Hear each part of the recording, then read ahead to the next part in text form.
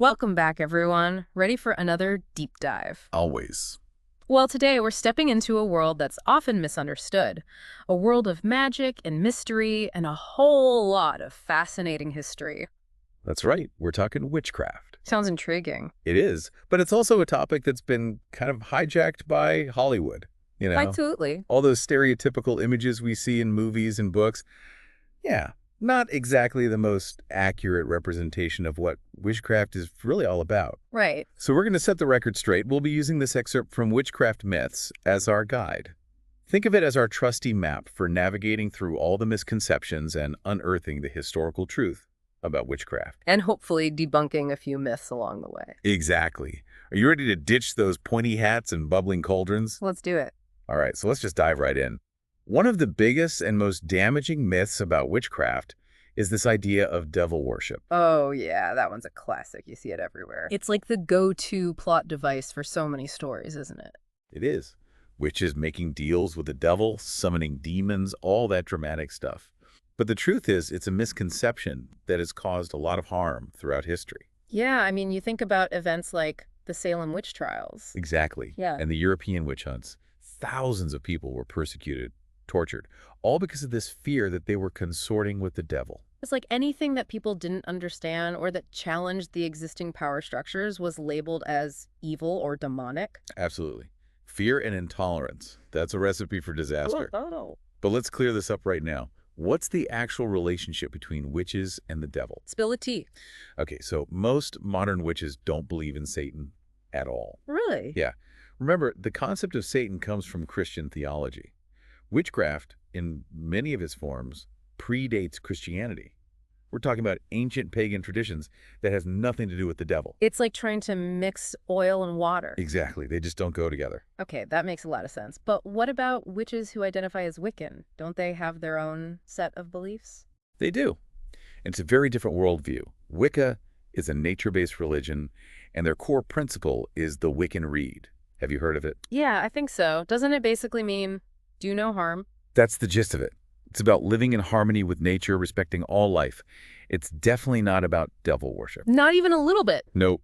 No devil worship there. Got it. So we've got pagan traditions, we've got Wicca. Are there other paths within witchcraft? Oh, tons. Folk magic, traditions that honor ancestors, practices focused on working with energy and spirits. It's incredibly diverse. And a lot of these paths also emphasize connecting with nature, personal power. It's really about understanding and harnessing those forces, not embracing darkness or evil. Okay, so we've officially debunked the devil worship myth. But what about those flying broomsticks? I mean, that's a pretty iconic image, right? Oh yeah, the witch soaring through the night sky on her broomstick. Who hasn't pictured that at least once? I've definitely daydreamed about it a few times, but I'm guessing there's more to the story. There is. In witchcraft, the broomstick has more of a symbolic role than a literal one. So no zipping around under the moonlight? Maybe not in the way we imagine. What kind of symbolism are we talking about then? Think of the broom, or besom, as some traditions call it, as a tool for ritual cleansing. Like spiritual spring cleaning? You could say that. Witches often use it before rituals to sweep away negative energy. It's about purifying the space and making it ready for spiritual work. So less about defying gravity and more about energetic housekeeping. Exactly. But I'm curious, how did this whole flying witch myth even get started? Where did that come from? Well, there's a pretty interesting historical connection. Back in the day, witches used certain herbs in their rituals. Some of these herbs, like belladonna, henbane, those kinds of plants, they have hallucinogenic properties. So they were making like magical potions? Sort of. These flying ointments, they could cause some pretty intense visions and sensations, maybe even a feeling of flight. And imagine experiencing those effects without the scientific knowledge we have today. I can see how that would be pretty mind-blowing. Right. And easy to misinterpret.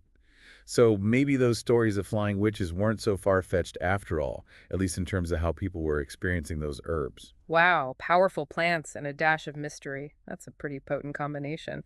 But is there something more to the broom symbolism, maybe something beyond those herbal experiences? Definitely. Especially when we consider the historical context, the social roles of women back then. Okay, I see where you're going with this, how women were often expected to stay home, take care of the house. Exactly. So imagine this, a woman riding a broomstick. Even if it's just symbolic, it takes on a whole new meaning, right? Yeah, like she's breaking free from those constraints. Right. It becomes this image of rebellion, of taking control, especially in a society that tried to limit women's power. That's a really cool way to look at it. It's like even the simplest objects can hold so much meaning, so much power. Okay, I have to ask about another one of those iconic symbols. Black cats. They always seem to be linked to witchcraft, and not in a good way. What's the deal with that? Poor black cats. They've gotten such a bad rap over the centuries. It's really unfair. They're just as adorable as any other cat. Where do you think all this fear and superstition comes from? We can trace it back to medieval Europe, actually. Back then, cats, especially black cats, were associated with pagan beliefs. And paganism was seen as a threat to the church. Exactly. So cats, which were sacred in many ancient cultures, were suddenly demonized. Another example of anything different being labeled as dangerous. Exactly. They became associated with witches, seen as demonic familiars. Which is ironic because cats actually help keep rodent populations down. It is. And tragically, that mass killing of black cats during the witch hunts might have actually contributed to the spread of the bubonic plague. Wow, talk about unintended consequences. No kidding. But thankfully, things have changed. Most modern witches view black cats as symbols of protection, mystery. In some cultures, they're even seen as good luck. I'm so glad to hear that. Black cats deserve all the love and respect. Okay, let's move on to a topic that I think a lot of people are curious about. Spells. I mean, who hasn't fantasized about having magical powers at some point? It's a tempting thought, isn't it? But it's important to remember that ethical witchcraft isn't about manipulation or control. Okay, so let's get real for a second. No love spells to make someone fall head over heels. Not in the way it's usually portrayed. Ethical witchcraft emphasizes the threefold law. Whatever energy you send out comes back to you 3 times stronger. So like karma, but amplified. Exactly. So if you're thinking about using magic to hex someone or mess with their feelings... Cute again. Yeah, because it might backfire on you big time. Makes sense. So if ethical witches aren't out there casting love spells or curses, what kind of magic do they practice? Well, most focus their practice on self-empowerment. Healing, protection, attracting abundance, gaining clarity. It's about working with energy, intentions, and the natural world to create positive change. So it's not about forcing things to go your way, but more about working with the natural flow of energy. Yes. And even when it comes to love spells, it's more about boosting self-love or drawing in healthy relationships, not bending someone to your will. That's a much more positive way to look at it. It's not about control, but about growth and positive transformation. And while we're on the topic of misconceptions, let's address another big one. The image of a witch as always being a woman. Ah, yes. The classic stereotype. Pointy hat, cauldron, the whole shebang. But anyone can be a witch. Gender doesn't matter. Really? Totally. The word witch is gender neutral. And while some men prefer terms like warlock or wizard... Okay, I've heard those terms too. Yeah, but a lot of men embrace the term witch. Good for them, breaking those stereotypes. And historically, I know a lot of women were accused of witchcraft just for being different, for challenging norms. Yeah. But there must have been men who practiced magic too, right? Of course. Think of Aleister Crowley. He founded Thelema. And Gerald Gardner, who's considered the father of modern Wicca. These were both men who had a huge impact on the history of witchcraft. And if you look at folk traditions, you'll find men and women practicing magic together for generations. So this whole idea of witchcraft being a women-only club is just another myth busted. What about the idea that you have to be born into a witch family to practice witchcraft? Is there any truth to that? Well, some traditions do value ancestral magic, passing knowledge down through generations. But anyone can learn and practice witchcraft. So you don't need a witchy grandma to unlock your magical potential? Nope, not at all. Witchcraft is about personal growth, connecting with nature, learning to work with energy. Anyone who feels drawn to it can find their path. That's great to hear. So it's more about dedication and study than having some sort of inherited magical gene. Exactly. A lot of witches today are self-taught. They discover their path through books, online communities, just exploring and figuring it out as they go. It's about that desire to learn and grow, not some predetermined destiny. That's really empowering. It means anyone can tap into their own potential. But we've just scratched the surface here. We have. There's so much more to explore. I can't wait to dive deeper. We've busted some major myths about witchcraft. We have. And we're starting to see a clearer picture of what it's really about. It's not about those sensationalized images we see in pop culture. It's about something much deeper, much more personal. You know, it's amazing when you really think about it, how these misconceptions have stuck around for so long. It's like they become part of our collective imagination. Exactly. But by really looking at the history and the different beliefs within witchcraft, we start to see a completely different picture emerge. And one thing that keeps coming up is that connection to nature. Oh, absolutely. Reverence for nature is a core principle in witchcraft. It's about seeing the natural world as sacred as a source of power, wisdom, and magic. You know, it's funny when we were talking about those myths earlier, like the flying broomsticks and the black cats as familiars. It almost seems like they were kind of early attempts to express that connection to nature, maybe in a way that people couldn't quite articulate or understand at the time. I think you're onto something there. Take the broom, for example. Yeah. It's not just a cleaning tool. It represents the element of air, the sweeping away of negative energy, the creation of a sacred space. And those black cats that were so demonized, they're often seen as guardians between the physical and spiritual realms. Right.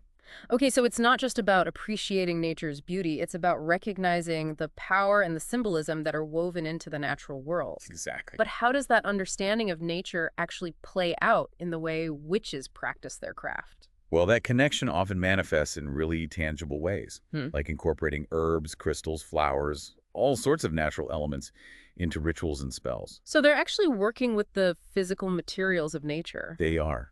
And celebrating the cycles of nature, too, the Mhm. changing seasons, the phases of the moon, the solstices and equinoxes. It's about aligning oneself with the rhythms of the earth. It sounds so grounding and earthy. It is. But it's also about connecting with what's inside, with intuition and personal power. So it's like this balance of the outer and the inner worlds. So there's this element of self-discovery and personal growth, too. Absolutely. Witchcraft encourages self-reflection, introspection, and something called shadow work. Shadow work. That sounds intense. It can be. Mm. It's about facing those parts of ourselves that we tend to hide or ignore. The darker aspects, our fears, our insecurities. Oh, I see. So it's about confronting those shadow selves and integrating them. Exactly. It's about wholeness, understanding all parts of ourselves. That sounds both challenging and really liberating. It is. And that ties into another key principle in witchcraft: personal responsibility and empowerment. Empowerment. How so? Witches believe we have the power to shape our own reality. Wait a minute. You're not saying we have complete control over everything that happens, right? No, not absolute control. But we do have agency. We can choose how we respond to challenges, how we cultivate our energy, how we direct our intentions. So it's more about working with the universal energies instead of feeling powerless against them. Exactly. And that involves working with energy.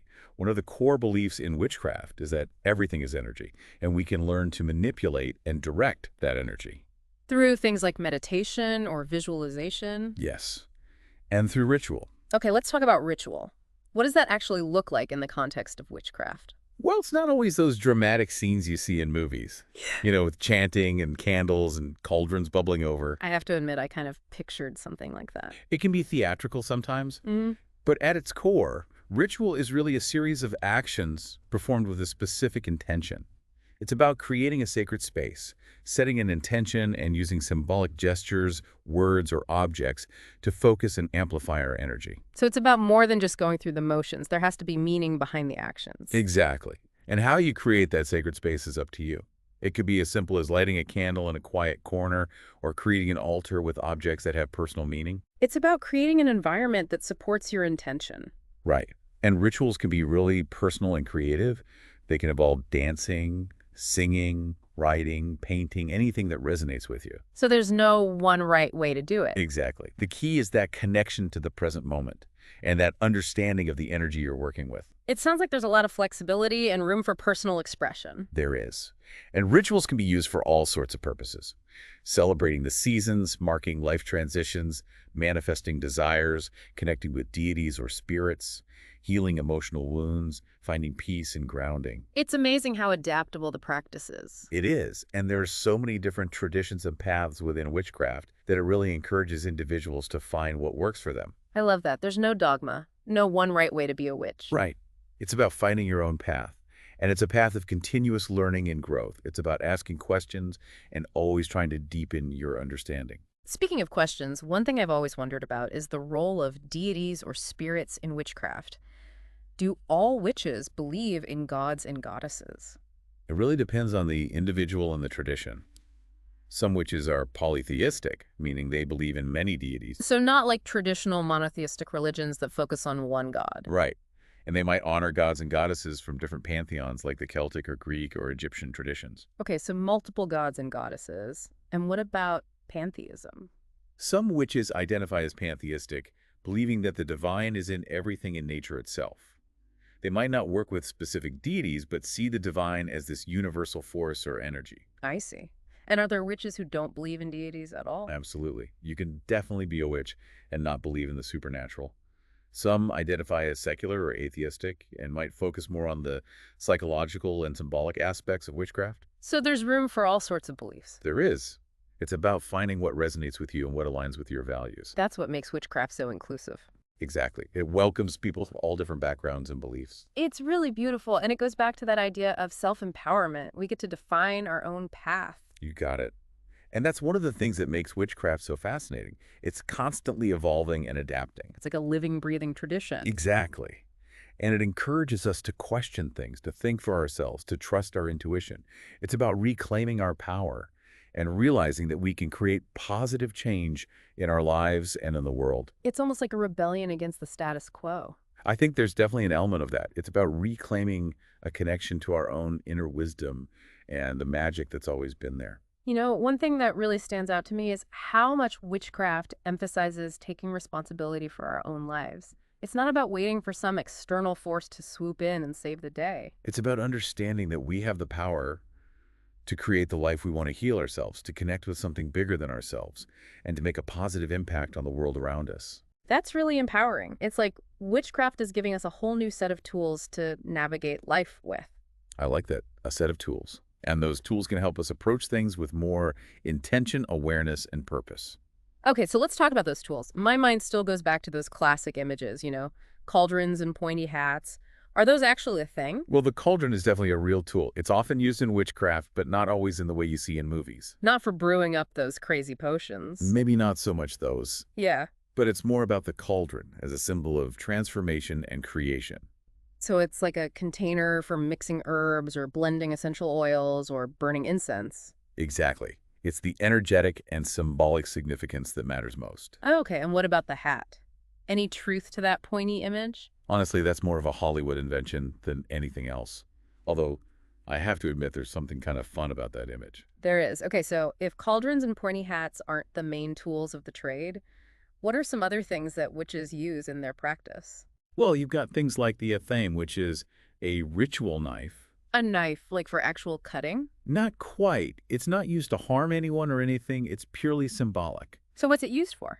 For directing energy casting circles, defining sacred space, that sort of thing. It's more about creating energetic boundaries. Exactly.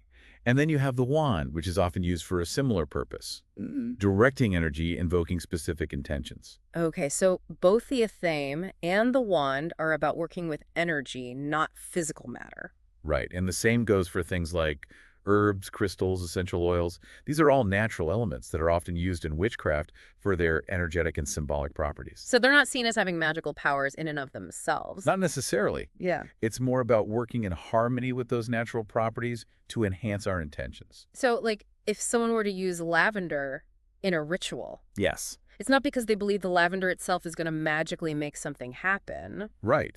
It's more about how the scent of lavender and its association with peace and relaxation can help create a certain energy. I love that. It's like we're co-creating with nature. Exactly. We're working in partnership with the Earth's energy to manifest our desires and create change. That's a beautiful concept.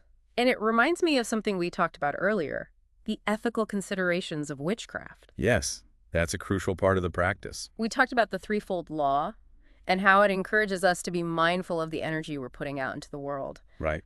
What are some other ethical guidelines that witches follow? Well, one of the most important is consent. Ethical witches would never cast a spell on someone without their permission. So no sneaky love spells or trying to manipulate someone into doing something they don't want to do. Exactly. It's all about respecting free will and autonomy. So it's not just about what we want, but also how our actions might affect other people. Exactly. And that includes being mindful of our impact on the environment as well. It's about using our power for good, not for personal gain at the expense of others or the planet. That's a powerful reminder. I think we can all benefit from that kind of thinking. Well, I feel like we've really covered a lot of ground in this deep dive into witchcraft. We've gone way beyond those stereotypes and sensationalized images. We have. And I hope our listeners have come away with a better understanding of what witchcraft is really about. It's so much more than just spells and potions. It's a path of self-discovery, empowerment, connection, and responsibility. Beautifully said. And if anyone out there is feeling drawn to this path, I say go for it. Don't let those old myths hold you back. Exactly. Explore the different traditions, read books, connect with other witches, and most importantly, listen to your own intuition. You are your own best guide. Trust yourself and you'll find your way. And remember, magic isn't about supernatural powers. It's about connecting with your own energy, working with the natural world, and using your intentions and actions to create positive change. Such great advice. Thank you for joining us on this incredible journey into the world of witchcraft. It was my pleasure. Until next time, keep seeking, keep exploring, and keep embracing the magic that exists within you and all around you.